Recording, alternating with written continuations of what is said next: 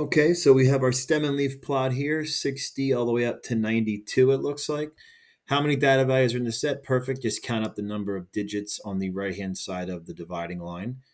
What is the minimum value in the last class? So it's not really explicitly stated up until this point. But when it talks about class with a stem and leaf plot, it's going to mean either the group of 60s, 70s, 80s, or 90s. So we have 4 classes here. So the last class is going to be the group of 90, 91, and 92. So what is the minimum value in the last class? That's going to be 90.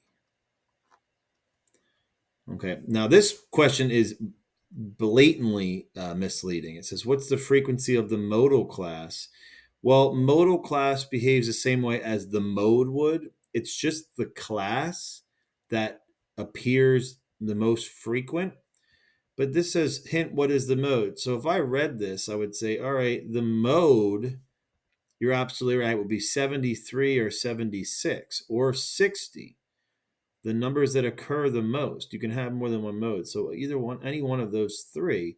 But that's not what the modal class means. So this is actually a bad hint. The modal class is just going to be the class that shows up the most often. So that's going to be our 70s. There's the most numbers contained within the 70s. So what's the frequency? We're just going to count up the data values in that class. 1, 2, 3, 4, 5, 6, 7, 8, 9, 10, 11, 12, 13, 14. So there's the frequency of our modal class. And the last question, how many of the original values are greater than 70?